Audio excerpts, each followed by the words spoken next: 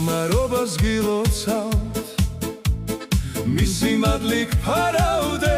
Your good friend, let's. I'm in front of the Mother of Georgia statue of our great king, the great king of Georgia, Tamar Lepe. Lepe means king, but really means ruler. It does not have gender. So she was the first female Lepe, but it is correct in Georgian to say Tamar Lepe, which means king or ruler, not queen. She is not a queen because the word queen in Georgian, it is consort. It is, you are subordinate. She was the ruler of Georgia. Her husband was not the ruler. She's the ruler. Her first husband actually was Russian, and he tried to rebel against her. Well, Yuli, her husband, he lost. The Muscovite prince, Rustavid prince, he lost.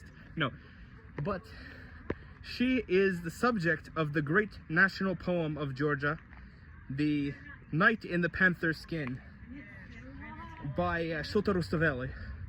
He is the national poet of Georgia, a finance minister who was in love with his boss, and unrequited love. But he says the best love is the unrequited love. This is the chivalry, romance, and kind of like you get in the region of Occitanie in France, this sort of Eleanor of Aquitaine kind of thing. But here in the East, in Georgia, the knightly, chivalric romance, that is the heart and soul of Georgian people. Every woman, when she gets married, she gets a copy of Knight in Panther Skin, and it's a metaphor. It's not actually, they say, oh, this is Tamar in the book. Rather, it is two princesses, ruling princess of Arabia and India, and the men who in love with them. And what's really ahead of their time when we're talking about the Knight in Panther Skin in Georgia, in like the 13th century AD, medieval times, very backwards times, the rest of the world, they say that the whelp of the lion, whether male or female, is equally ferocious. This is so ahead of its time for this time period. And it's set Arabia, set in India, written in Georgia, by the way, a very Christian country. But these main characters are Muslim people, and they are shown with respect. The Muslim religion is shown with respect in the epic of the Georgian people, which shows you that the Georgian people at their very heart, at the heart of their culture, is this culture of equality and good values. Yeah.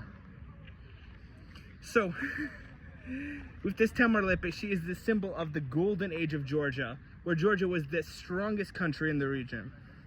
Took over what's now Azerbaijan, Armenia, the southern parts of like Alania, Dagestan, Ossetia, etc., and into Edessa, even like eastern Anatolia. This whole region ruled by Georgia. The Georgia at the absolute height of its power and prestige. And then she died and her son had to deal with, wait for it, the Mongols. So, well, that's unfortunate, and Georgia only barely survived the Mongols, I will say. But barely survived is better than not survived. So Georgia, you get a W.